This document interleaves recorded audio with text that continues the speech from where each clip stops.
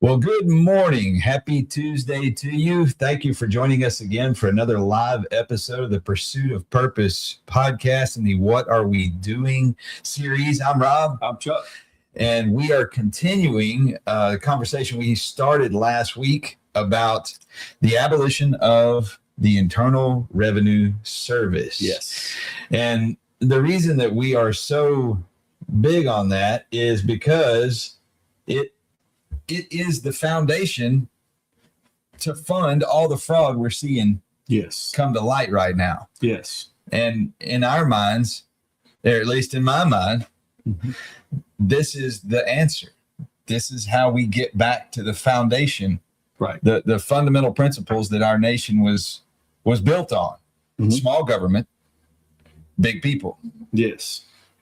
You know, taking personal responsibility, being accountable for our own behavior, and being free to make our choices with our money at the ground level. Right. Not depending on the fear and oppression of an enormous federal government that says, we're here now, we'll provide for you. For sure, which is something that I don't think anybody on our audience would argue that hasn't gotten out of hand, and which is unfortunate because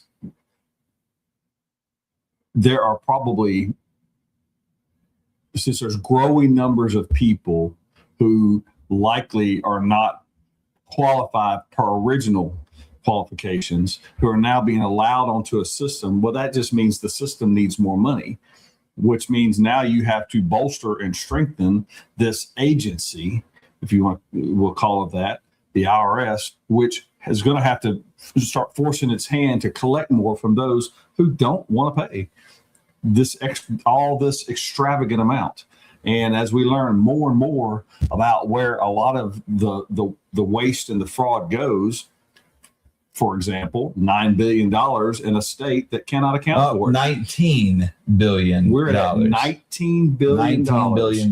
That's right. Wow. Yeah, that's conservative. That's not even like that's not even considered to be the end of it. Right.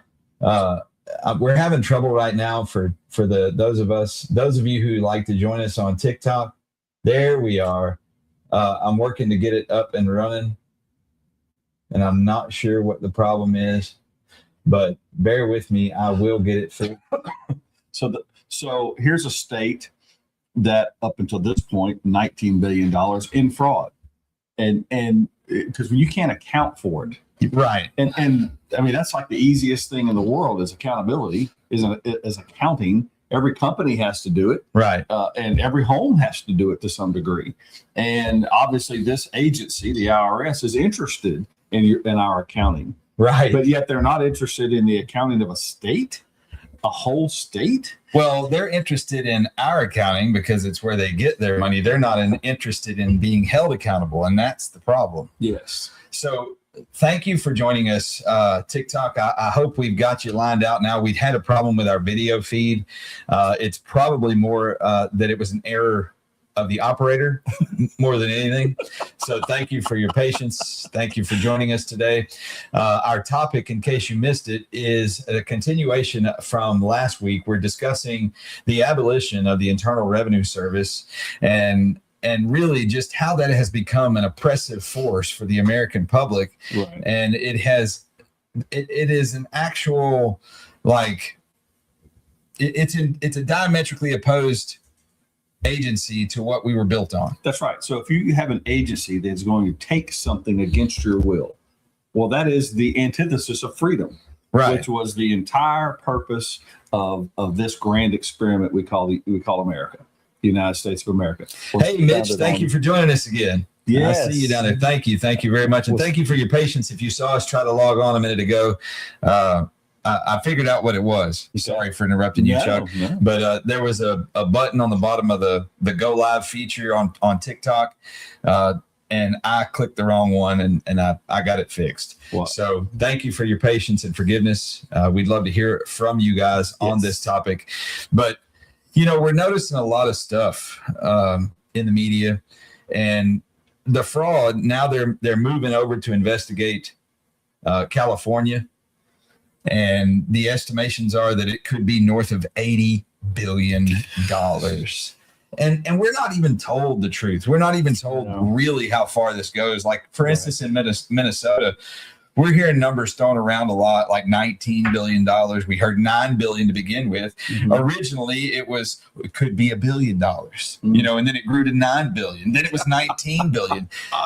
And they say these words, these big money words, these big mathematical figures, $1 billion. Right. And it's hard for us. They say it so much, it becomes commonplace, and we become numb to it. We don't even realize the gravity of what $1 billion is. Right. The fascinating thing, if you look up the truth about what $1 billion is, I didn't do it before the show because I didn't think that we would talk about this. But how much would $1 billion weigh in $100 bills? Oh, wow. That is a fascinating thing to look up. My phone is what we're broadcasting on, so I can't look it up. Yes. But Chuck, if you want to look that up, I would love to know the answer, just to understand the gravity of what $1 billion really is. And we're talking, we hear it in the media all the time. They throw around these numbers as though it's nothing. But the sad fact is that is our money. The government doesn't have money. They have our money. And how do they get it? They fleece it from us through the Internal Revenue Service. Now, we've seen some shifts in that recently with our current direction that we're going on trade, where there are tariffs being put in place. And I think that's the correct direction. I think that's the best answer. And I just want to really emphasize the point that that $1 billion of our money, how much does it weigh? It says approximately 46 pounds. 22,000 pounds. $100 bills? Of one. That's ones. Oh, okay. You want hundreds? Yeah, I want hundreds. Okay. I want to see what $1 billion, $1 billion weighs if it was in $100 denominations. So in $1 bills, it's 22,000 pounds. 22,000 pounds. Yes. That's 4 or 5 cars worth of $1 bills to make $1 billion. Just one. So we the people in Minnesota alone are estimated to be missing 19 minimum billion dollars. That's unconscionable. Right. And like, I can't even imagine. Like, we like to blame Tim Walz. We like to look at Ilhan Omar. And yeah, they're trash. There's no question about it. Those people deserve to be punished. They deserve the repercussions of their actions. What do you got, Chuck? It says approximately 10 tons. So 10 tons. So similarly, 10 tons. Yeah. So 10 tons times 20. Yes. Yes. And Wow. I agree. Those people need to be held accountable for what they've done, what they've stolen from us. But the bottom line is, we have created a system. We've allowed it to be created.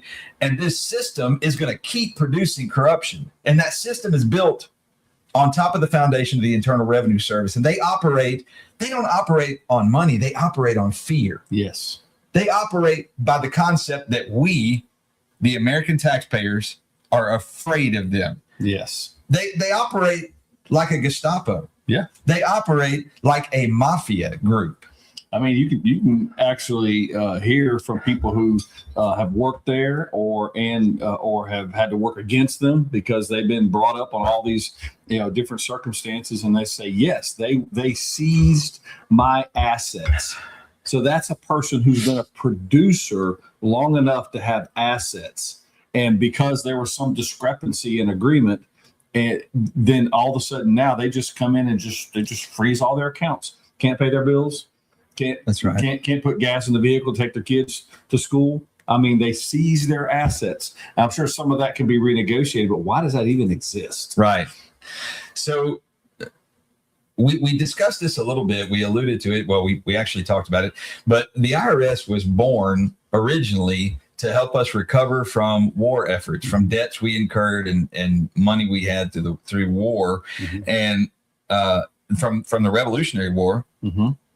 And we were told it was temporary. Well, it was temporary. It lasted for 10 years. Then it was abolished. And we went without it for 41 years. For 41 years, we didn't have a federal income tax. And then in 1913, it was brought back. And once it was brought back, it was then put into the tax code to the it was used. The 16th Amendment was used, and it was ratified. And from there, the corruption and bloat of the American government has not stopped. And you can look throughout our history at the amounts of corruption that have taken place, and they've all been rooted from this one source cause. Yeah. And we the people need to stand up and take back our authority, take back the authentic nature of what we were built to become. Right. And it's not too late. So many times I hear people talk about this and they're like, well, it's too late. It's never going to change. Right. Well, it's only never going to change if we stay complacent. Right. And obey. Exactly. That means our complacency, if you will, our complicitness is what's perpetuating this. That's what it is. It's us, and they only exist because we haven't done enough to question their existence and to do something about it. That's the only reason they're still there. And I know that's talking in big talk. What specifically should happen, we don't know. We're bringing up the idea. We're looking to your ideas. What ideas do you have about this? Are you comfortable with the state of affairs? Have you become complacent? Or if there's some incomplacency in you, what would you like to see differently? Because that's what we want to know. And because we're having some collective conversation going on between our show and you. And this is how things change. It changes because enough people want it. And when there's a collective want, there's going to be a collective movement. So we've got one asking here. We've got a guest, Darlene Keefe. Says, so what can we do? And that's a great question. That's actually my favorite question. There's a lot we can do. In fact, if it's ever going to change, it has to be from us. It's never going to happen from the top down. Right. Because that's the corruption goes all the way up. And no, I'm not talking about Donald Trump. I'm not talking about, I'm talking about the big federal government. Yes. All of those bureaucracies, they need this. They're not going to change it. They talk a big talk. They hit their talking points. They do whatever they're told to say. But in the end of the day, they're going to protect the system because it's the system that keeps them going. Sure. That's their revenue source. They're not out there selling goods. They're not out there, trading a lot of intelligence. Their revenue source is the IRS. And I want to make this really clear. I'm not encouraging anyone to necessarily go out and break the law. No. But I am encouraging the entirety of the American public, every chance you get, to be vocal, to create attention towards the bad. Like, for instance, Nick Shirley. Nick Shirley did some amazing things, and he was nothing but an everyday guy. He wasn't, by any accounts, he wasn't special in any particular way, but he had a courage enough, and he was frustrated enough that he wanted to show the American people, and he had no idea that it was going to blow up like it did. But he felt passionate enough about it that he was willing to go out, stick his neck out, take his time, spend his energy, and show us what he found. Right. And he did an amazing job. It's going to require more Nick Shirley's. It's going to require more conversations to be had out in public. And, a lot of people like to say the name Charlie Kirk, and a voice like that, so loud, so vocal, so undeniable, those things can make a difference. Right. And that's what it takes to really have an impact in this way. And I don't have all the answers, but we don't owe our government fear. Right. And that's what they're operating in right now. That is the currency that they're currently using to gather from us the value of our labor. And don't be confused. That's what they're doing. Yes. Let's see. Daniel James says, would you support only ancient churches be taxed exempt in the U.S., Orthodox, Catholic, Syriac? I don't really have an opinion about that at this time. I'm not sure what that would do to change the current problem with the Internal Revenue Service. Mhm. And the big crux of this matter is the tax on our income. It's actually an unethical practice to tax a society's growth. And that's what the problem is. Mhm. The problem is not tax from churches. The problem is not tax from nonprofit organizations. Right. That's not going to fix the problem. Right. The corruption comes from treating the American people like batteries. And the neutral party says abolish the IRS. That's exactly the Right. message of this show. Right. And that's it. And yes, Daniel James says unethical, unchristian to profit off of the people. That's right. Yes. I 100% agree. That's right. And then keep on living for life. Taxing billionaires would help. No, actually it wouldn't, because you can tax them all you want, and they're going to use their billionaires, their money to find the loopholes in the tax code, because the way the tax code is written, it supports that type of bloat. Right. It's not really the billionaires' fault. Right. It's our fault. We've got to take this back. Yes. And One of the things that one of the questions implied is that these are entities and institutions that have basically found those loopholes. They've also bloated their own opportunities. Be that as it may, could be maybe the church thing that was mentioned. I don't fully understand that, but why do those people have to look for all of those little ways to circumvent the IRS? It's because it's gotten out of hand, and we do too. I mean, a lot of folks that we know, you may know also that maybe they open up like a side business, and it's really just for tax claiming and things like that. Why should that even exist? so I've got a great question on here. Well, a couple of things. Darlene Klapkeef says we should not be paying taxes. And then she says, here in PA, Pennsylvania, we pay property tax and school taxes, $8,000 a year. And one of the things that I see as a problem, and this is more local, this has nothing to do with the Internal Revenue Service, is the way that taxes are done on the American people for our property. And it's, I hate to say this, but it's so true. You never really own anything. Right. I mean, all you own is your choices.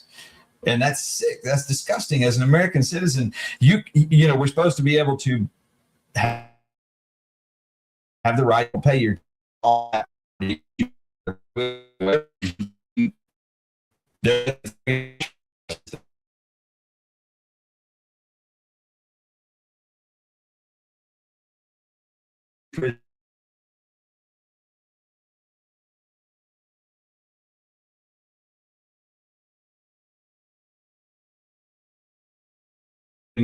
something that we did talk about last week, but it's so important to discuss because it is important to fund our federal government.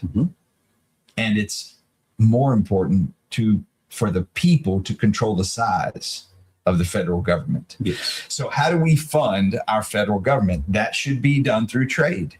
Right. That should be done through tariffs, excise tax on imports, more so than anything.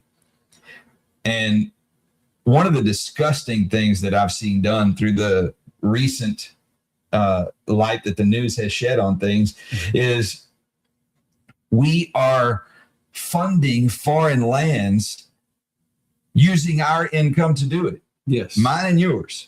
They're taking our tax dollars, wrapping it up in a bow, and sending it overseas with no accountability for what's happening with it. Right. And it's not coming back here to benefit us. Not at all. That's abhorrent practices. And I don't care who's in power, whether it be the right, the left, the middle, the back, the front, the side to side. I don't care. Right. It's wrong. We need accountability for every dollar spent that's stolen from the American people. And I said that's exactly what's happening. They're stealing our money and giving it away fast as they can get it. And let me tell you something else. As they print it, that's theft as well. Because every time they print an extra dollar, it belittles the value of your labor. That's right. And that's not right. That's right. The entire system is built, leveraged, and completely set up to build the system bigger and bigger. And it takes away more and more. It erodes more and more of our liberties, our ability to make choices, our ability to grow for ourselves. And it enables more and more big government. Yes. And go ahead, Jeff. No, and just to reiterate the question, we are not against funding the government. We're against how the government gets its money. And that's when Rob, just had a good dialogue about the corrupt way that money is collected, and thus the corrupt way that money is used. It's almost like as if like begets like. But if we were in some type of a trade or sales tax, okay, that's based on the energy of exchange, not the energy of production. And in a sense, that's what we're going for. So do you guys have any suggestions beyond tariffs, beyond excise tax, beyond sales tax of various types? Do you have any suggestions on how to fund our military, the prisons, the roads, and things like that? Now, I can tell you this, based on the plans that I've seen throughout the past, tariffs and foreign trade is plenty. Yeah, plenty. So then the question comes, Keith McKaylee, am I saying that right? Keith says wealth tax. I disagree with that. That's another form of tax on growth. I believe that any system that taxes the growth of the people is abhorrent. Anything that discourages you, the American citizen, from growing your wealth is wrong. Right. You should have the freedom to choose to be as successful as you can be without interfering or harming another. That's correct. Okay, Billy Budd says something that I want to talk about, and I'm so glad you did, because this is a common thing that gets said a lot. Billy Budd says, consumers pay the tariff. My friend, wake up. And then he says, so Trump adding almost 20 trillion to the national debt is wrong. I agree.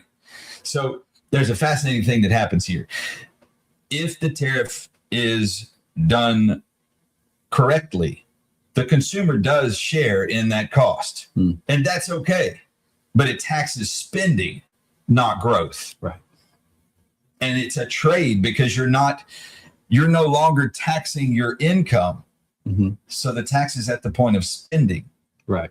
Then both sides have to share in that expense, the producer from foreign markets and the American consumer. Now, the beautiful thing about that is it protects American manufacturers. It protects American growth, and it encourages the ingenuity and innovation on American soil. And that's something else I'm a huge advocate for. Right.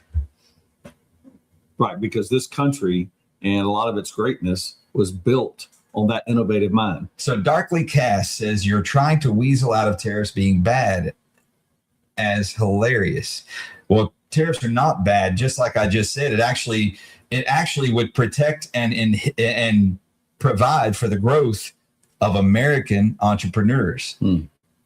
We should be protected from foreign invasion in our economy. Why wouldn't we want that? Right.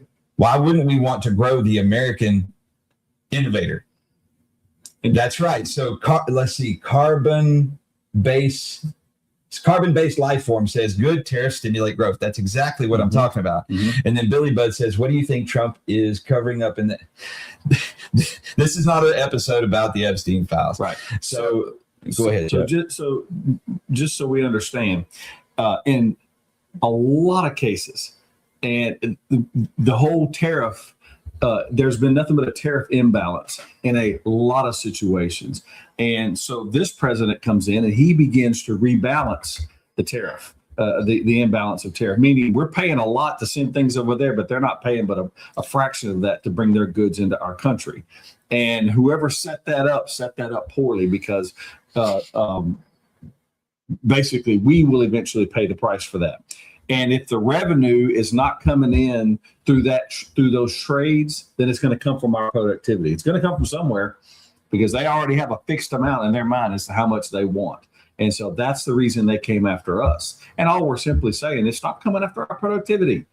But we're going to trade. I'm going to buy vehicles, and Rob's going to, buy snacks for his kids, and we're going to purchase things. And The prices may go up a little bit, but it's my choice to purchase, and I will purchase things, and you will too. That's not going to change. But to be double taxed on your purchases and your productivity, we're definitely arguing against that. So, Pragalicious asked a question, and I've been holding it on the screen so that I didn't lose my place. May I ask a genuine question? Do you consider yourselves free market capitalists? 100%. Mm-hmm. Absolutely. That's how the American constitutional republic was designed. Butternut Squirrel says tariffs hit inputs, not just products. Costs for manufacturers and producers go up if they get their raw materials or whatever it is for their production. If they get that from overseas, those parts of their manufacturing could go up. Yeah. But it still stimulates the American economy. That's the whole concept. Right. Like someone else in the thread said, tariffs done right help America. Right. And there's no way around that. Right. I'd love proof to the opposite. Darkly casts, I lost it. Danger Dub says, do you acknowledge that tariffs and sales tax disproportionately impact low-income households? It only, I mean, I don't know about disproportionately. Like, I would need you to help me understand what you mean by that. So Billy Bud says, you have no real actual idea how he's doing the tariffs. It's all his talking, and he lies constantly. I'm not talking about Trump. I'm talking about general, because this is beyond Trump. This happened, the problem that we're in didn't happen today. It didn't happen yesterday. It started over 100 years ago. Right. And it's not going to be gone today. Right. It's going to take some time. Let's see. The comments are going really fast. And then Television says, oh my gosh, read the national security strategy. Let's see. When you say, Coco Smith says, when you say republic, we know who you are. We see you. I'm not sure what that means. You guys need to flip your sign. Dollar and Dream. Are you talking about the sign behind us? Well, it would. I think I'd have to mirror my screen, or maybe I would have to get it printed. Yeah. Your grandchildren will still be paying down Trump's debt. We trust your ability to read in reverse. And I want you guys to understand something. This is not a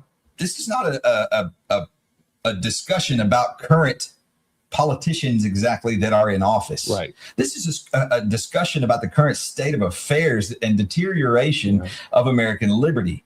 That's what this is about. And this is about discussing potential solutions to these things so that we can move forward regardless of who's sitting in the White House. The truth is that the most impact that you can have is in your local elections. If you want to have a better way of life, get to know your local candidates, get involved with local politics, because that's going to affect you immediately. That's right.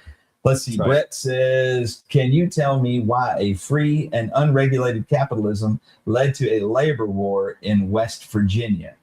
No, I can't tell you that. When did that happen, and what was the outcome?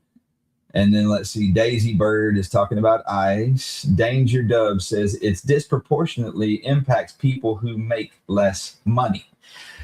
So make more money. That's the beauty part of not taxing your income. The truth is that income tax disproportionately disadvantages those who don't make enough money.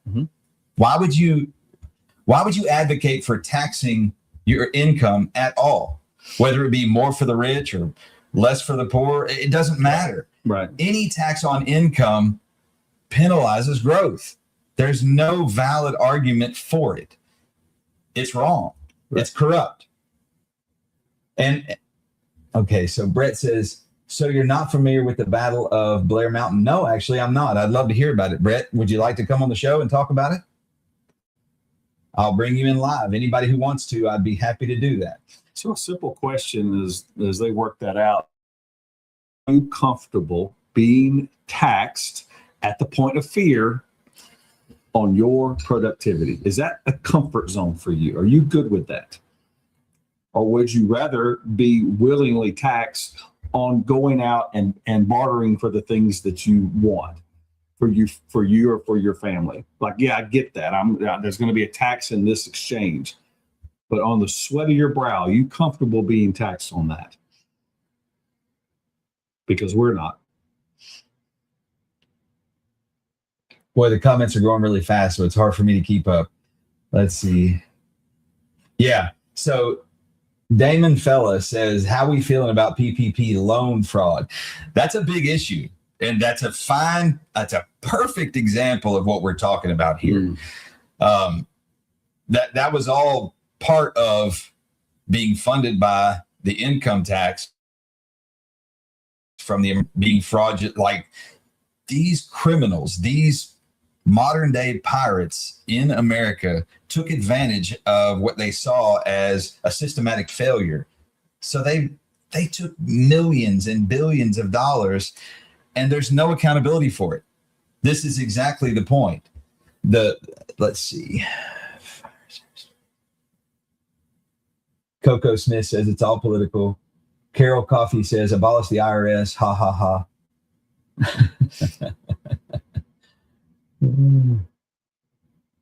Oh, Billy Budd and apparently Denise Bingo. They say you and I didn't graduate high school. The fraud is not how it was funded. Then seize the billionaire's money. And that's, I believe that anyone and everyone who is proven to be connected in with all these fraud cases, their assets should be seized. And it is my opinion, which, I'm not the authority on the matter. I'd love your input, but that money should be put back in the coffer. Let's see. And Angela says there has to be accountability. I lost it. It goes so fast. But I agree with you, Angela. There has to be accountability. Yes. So Coco Smith says to Billy Budd, they are Trumpers. Ask them who they voted for. It's fascinating to me that this conversation is about the Internal Revenue Service and the corruption and bloat of the American government, and the deterioration of our freedom of decision and freedom of growth. And these people are so obsessed with Trump that that's all they can talk about. I'm blown away by that. This actually has nothing to do with that. And they've even brought up the Epstein files. And I'm not talking about left or right. Thank you, Ms. FOMO. I agree with you 100%. It's not about left or right. It goes across the aisle. That's right. Government has become too large for there to be any real accountability. That's from I'm just Rob. Rob, I 100% agree with you. And that's what we're talking about. The Internal Revenue Service is the source that they gain all their power. And they do it from fear. And we've seen that in previous administrations where that agency has been weaponized to go after political enemies. Y'all seen that, and finally those people got called up to congressional hearings and nothing was done. Nothing, probably because most of the people presiding over that hearing were complicit, because they to be able to profit from somebody else's fear, albeit very it's very elitist and narcissizing and tyrannical. But who's to say that that's not going to happen? That's as old as time. You put somebody in a position that loses their general empathy for the people who give them power, who ordain them with power, and this is what you're going to get. And this is what we have. And this is why, hey, let's just start with the source. Let's abolish the IRS and let's go to a different system because this one isn't working. So KK says, what are you guys trying to put forth? What are you running for? Neither of us are running for anything. But the interesting thing and the very important topic that we're talking about is the abolition of the Internal Revenue Service. And why this is important now is because we are in a midterm election season. That's where we are.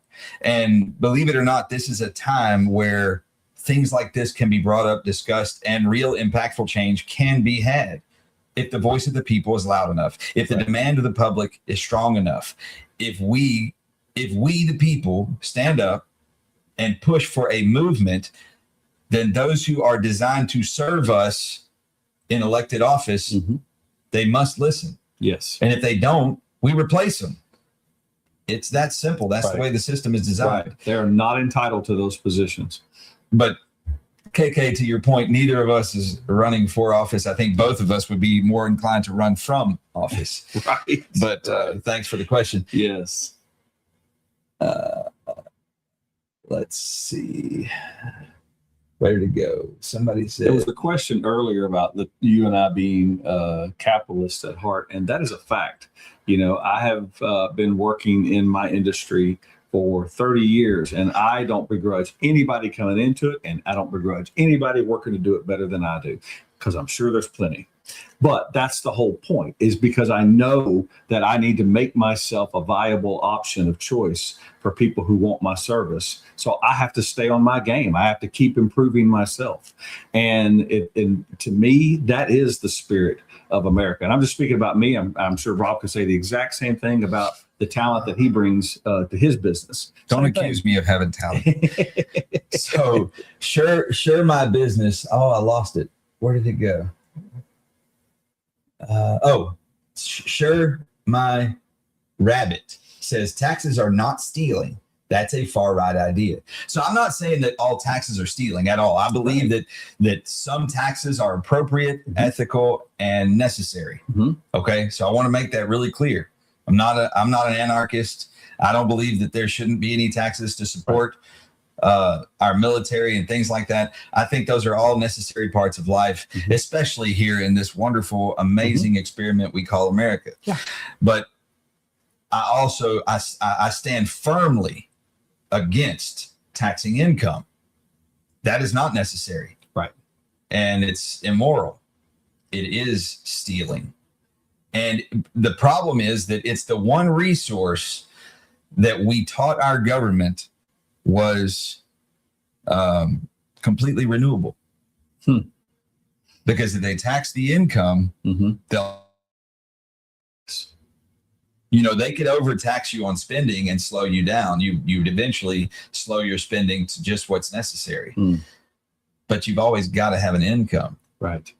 The fascinating thing is the type of entitlement systems that we've created still are, and that's why we have this double and triple and quadruple tax system, because they're teaching a certain segment of culture that it's not necessary to work, that the nanny state will take care of them. Yes. And as such, those people are not necessarily creating an income. So they lost that taxability on them. So then they're upping the taxes in other directions. Yes.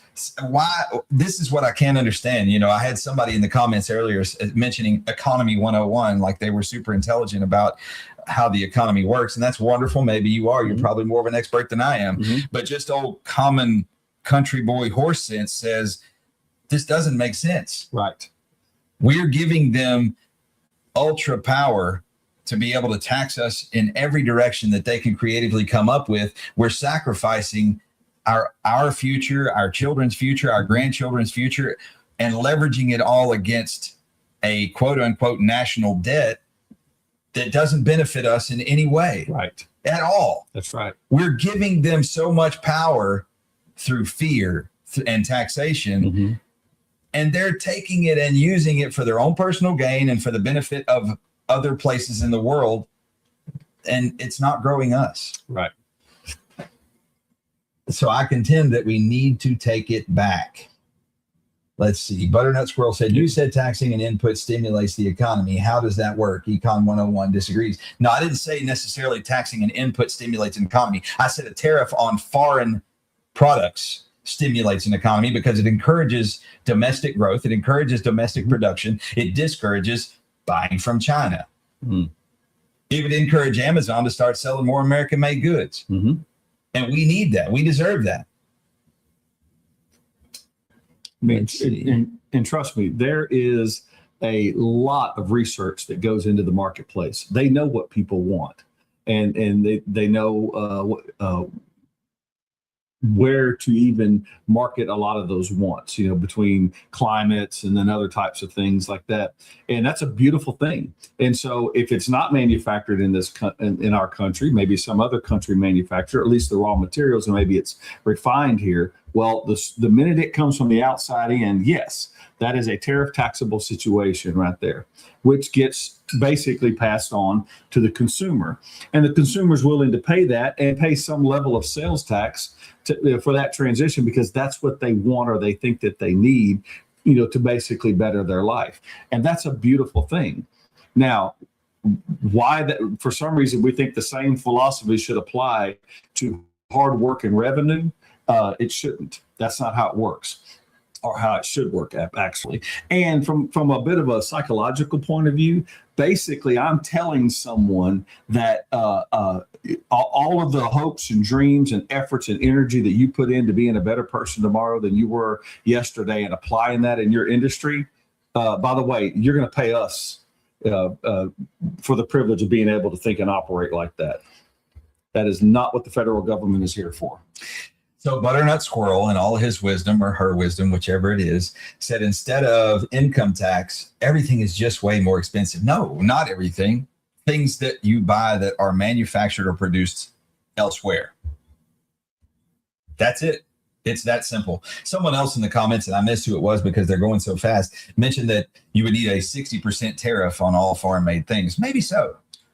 I'm okay with that because I want to see America produce what America needs. Right. Let's see.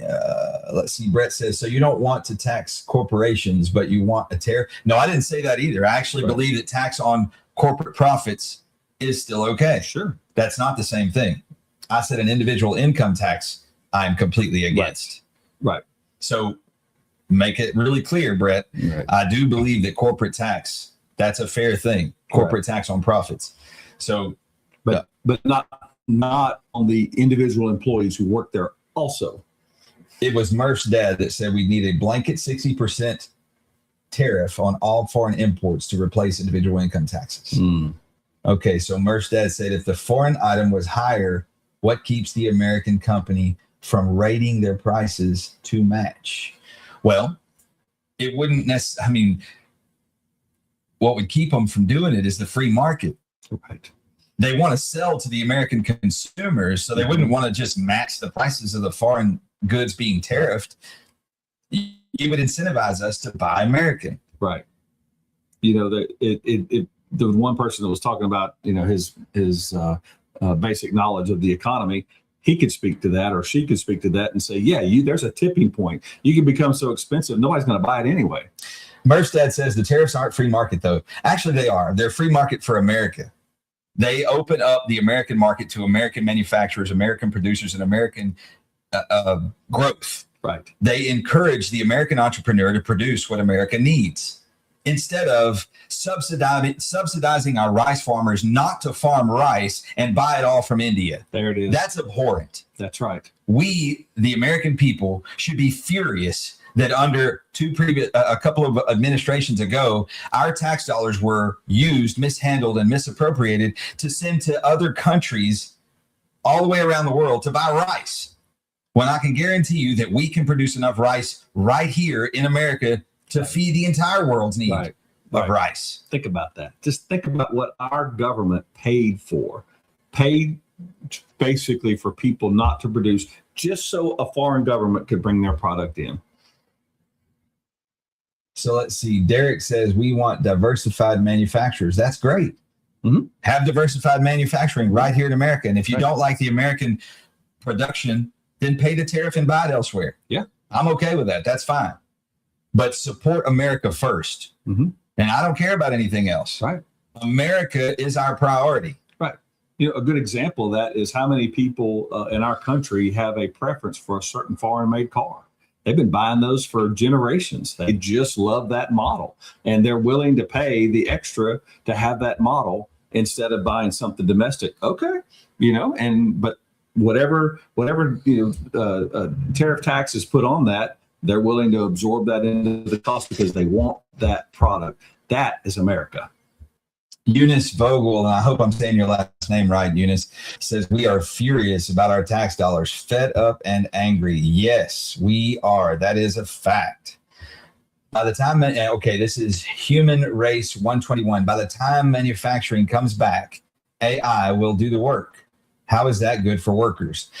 AI can't do all the work. And currently, I don't know if you guys have played with much AI, but it's not really that impressive. There are some things that it can do that are amazing, but it's still just based on mathematical equations, and it still can only produce what's already been fed into it at some point. Right. It's not going to replace people. It's actually going to free people up to do the things that only a human mind can do. Right. And I think that's amazing. I think that's wonderful. Right. And for example, and we're getting better and better at this, but there are probably jobs that people do that have a level of risk. Well, if we can mitigate that risk on a human life and human health by using AI of some portion, man, good for us. That actually helps people. But I guarantee you that I guarantee you, in my idea, it's going to actually expand our economy. It's going to put people into even more productive places. And we've always done this. AI, I think, this is just a little simple, on my little simple mind. But AI is just the latest installment of how we've always improved our productivity. We've made better machines. We've made things that could go fly far further and faster. We've used the computing technology before AI to do jobs better. Okay, this is just maybe the next incarnation of it. I don't think it's a replacement at all. One fascinating thing about our history is you can look at history and find similar representations to AI that occurred that did nothing but grow the world. They grew our world first and then the entire world. But I'll give you a for instance to that. It's Henry Ford. And when Henry Ford was working on being able to mass produce the automobile, he went through all sorts of turmoil and people opposed him. And he knew, and he actually said this in an interview. He said, if I would have asked any person that existed in my community what they really wanted, they would have said a faster horse. But what Henry Ford saw was the future. He said, I want to belt the world. I want to belt the entire earth in automobiles. Yes. How many of you want to go back to a time where we rode horses everywhere? Right. Or walk. Now we ride horses for a hobby, for fun. Yeah. For sport. Yeah. I mean, yes. So don't fear AI. AI is just a stepping stone towards something better. Right. Right. Yeah. And he even had this idea of making those automobiles affordable. So Derek says, man builds the machine works for the man, not the man for the machine. I agree, Derek. That's perfectly put. Agree with you 100%. Let's see. Human Race 121 says, we have robots in factories already. The tech bros say it will be worse for workers by 2027. How is it worse for workers? Yeah. It just gives them an ability to expand their knowledge base and learn new trades. The operators of those robots still have to be human. There's not going to be a computerized operator of a computer. Right. Like, at some point, there's going to be a source that is a human. Yes.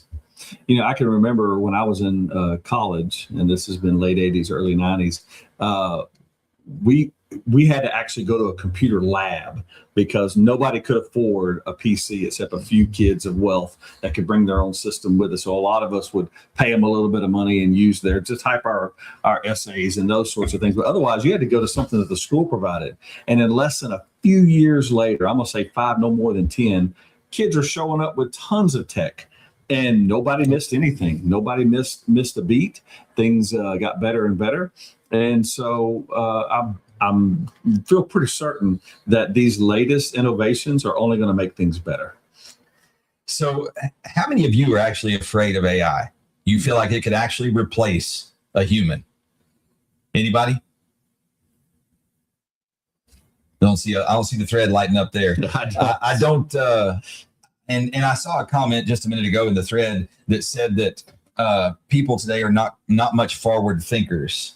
And, I don't agree with that. I mean, there are people, and this is in every generation has them. There are people who resist change, and that's natural.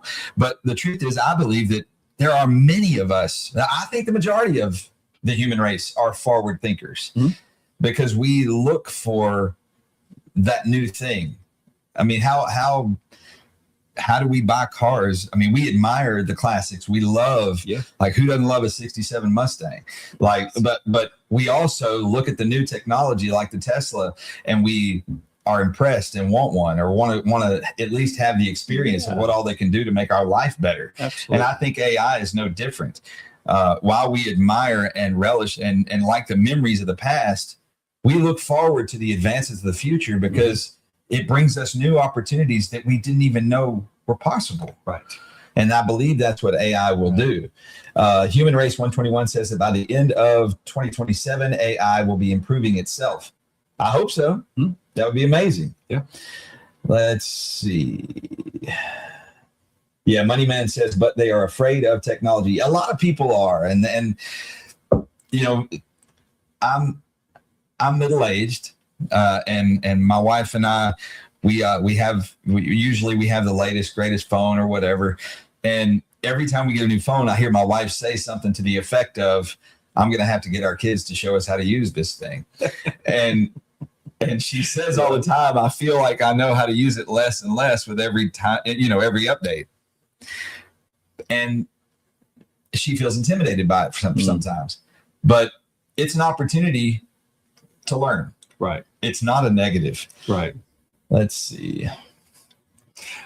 I have people in my family that work in the tech industry of different capacities. And one of those conversations is one that works as a computer programmer for a pretty major company, but he's right here in Texas. And so when we visit, he can't tell me, upcoming products and secrets, but he can just dabble in just a little bit of the fascination as to what their industry is able to produce. And it's coming, and it's going to be so cool because this is the kind of things that, as Rob implied, it works its way into vehicles, it works its way into the tools we hold in our hand, it works its way into even home appliances and all kinds of things to make life even that much more improved. So I look forward to it. Mitch, good morning. It's good to see you this week. Remember Mitch from last week? Yes, I do. I hope you're having a great day, a great start to your week. Let's see. Money Man, Lord Scraggles, it's inevitable that certain jobs will be replaced. JT says, never once in history has large tech advancements led to job losses. So here's the thing. The great thing about advances in technology is that it always expands people's ability to produce. Mm-hmm. That's what's happened throughout history. Every advance in technology, from the wheel to fire to the automobile to the different ways we navigate the oceans, mm-hmm. to flight, to space travel, everything we've ever achieved in technology has done nothing but increase man's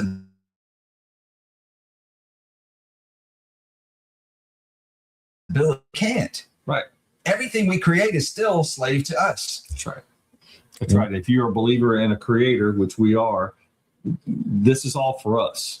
This is all happening for the benefit of us as mankind. Think back to just the last, we'll say 100, 150 years. Probably nearly every town in America had a furrier to take care of your horse, had a blacksmith, if you needed, something with iron for your house or your barn or whatever. But we don't have that anymore. But we have factories that take care of it. They build our horses in factories. We call them cars and trucks. And look how much further we've been able to advance. And even Rob said, crossing the skies and crossing the oceans. And that's only going to get better. So all it does is it takes the human element out of the least safe and least preferable positions of performance. Right. And it allows us to delegate and designate our technology to do those high risk, low desired jobs. Mm-hmm. It allows us to free up our thinking ability. It allows us to free up our physical ability. It allows us to free up our creativity mm-hmm. to go beyond where we've ever been. Right. And I myself look forward to seeing what mankind creates next. Right. I don't live in fear. Mm-hmm. I think that everything we're doing is heading in a direction that's onward, upward, and better. Mitch's magical manifestations. The benefits are tenfold in every discipline. I agree with you, Mitch. Let's see. Time with loved ones. Yeah, Derek said it frees you up for more time with loved ones. Yes. And Mitch says at much faster speeds. That's right. Advances allow us to move way faster. Right. Is the guy on the Billy Budd says, is the guy on the left AI generated? Yes. Yes, I am. Right.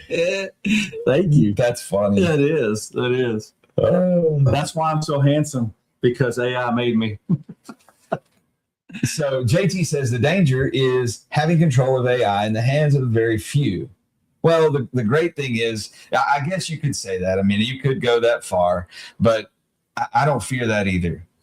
One of the things that I've noticed, if you want to talk about negative impacts of AI, we've gone a long way off topic, by the way, but if you want to talk about negative impacts of AI, is fake news. You can produce images that are completely like not real at all, but completely look 100%, accurate. Right. And I think that's one disadvantage, is creating believable lies. Right. And that's a frustration. And for those of you who may follow me on different social medias, I myself have fallen victim to it. And out of laziness or complacency, I have shared posts that I thought were real because they were sent to me and I thought it was accurate. So I shared it, and then come to find out it wasn't true, and I had to, apologize for it. Right. Mitch says, I would love to see this technology is used for the good of all mankind and not for war. Yes. Billy Bud says, AI is very useful in cancer research, though I'm for it there. And I see, that's an amazing thing that you brought up. You could use a medical technology, or medical researchers can use AI to run, algorithmic figures on carrying out experiments. And I think that's beautiful. Having been a parent of 2 daughters with cancer, I would be a huge advocate for things like that. That I didn't even think about that. That's beautiful. Thank you. Right. So, I this is just silly pop culture, but growing up in the era I did, I had several incarnations of the show Star Trek, all the way up to The Next Generation. Who didn't like them? Some Jean-Luc Picard.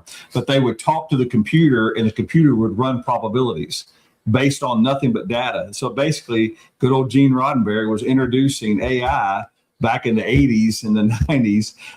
And here we are today, typing it into our phone, and it can give us depths of that particular study basically at the touch of our finger. Isn't that amazing? So here's one. Maybe we could use AI to help us figure out a solution to take down the IRS and free up the American people. Might have to type that in before the next show. We have an answer. Yeah, Billy Bud says, I think you watch too much TV, my friend. Yeah, he's talking to you. Hey, that's fine. Hey, I'm AI anyway. So, and I will say, if you want to see a good scene in a movie that talks about some of this deceptiveness in the news, go back and watch the movie Wag the Dog. So you had a president who was having some political scandal, and the president was played by John Travolta. I think Robert De Niro's in it. But they hire these movie producers played by Dustin Hoffman. He's brilliant. And they basically have this woman in front of a green screen. She's dressed like a humble little peasant. She has a loaf of bread wrapped in like a swaddle, like a blanket, if you will. And she's running, but behind her on the screen, they put her in a war zone. And all that was to put on television so people wouldn't be looking at the corruption that's going on, with the politician that they're trying to cover for. It's brilliant. And it's a cool.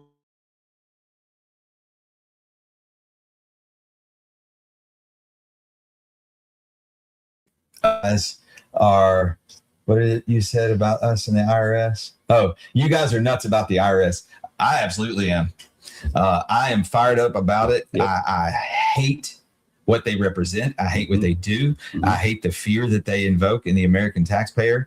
I believe that it is wrong. I believe it's unethical. I believe it is completely opposed to the authentic way that we were built. Right. It is the foundation on which all of this fraud is built. So let's see. And Derek says, I think it's all about how you word it. Are you talking about the AI prompts? I think you're right.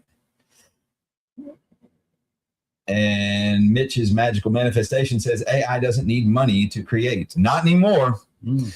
There are all sorts of AI things that can be used with very little. If you got enough money to pay your cell phone bill, you essentially have access to AI, right? Which is a great advantage for all Americans. You can create entire business models that are supported simply through AI. I've seen that. I've sat in a meeting with a guy and he said, look, I'll show you. He's trying to teach us a little bit about how he uses tech in his business. And there's maybe about 40 of us in the room. And he took about maybe 6 or 7 different ideas, maybe add a couple little things to it, typed it in his phone. And within minutes, he had a business model. Yes. That was estimated worth half a $500,000 annually. And it's just a model. I mean, it would take obviously some productivity, but that's the power of AI. Used well, I presume, and in medicine as also. Thank you. Mitch's magical manifestation says they have been misusing our tax money from our inception. I'm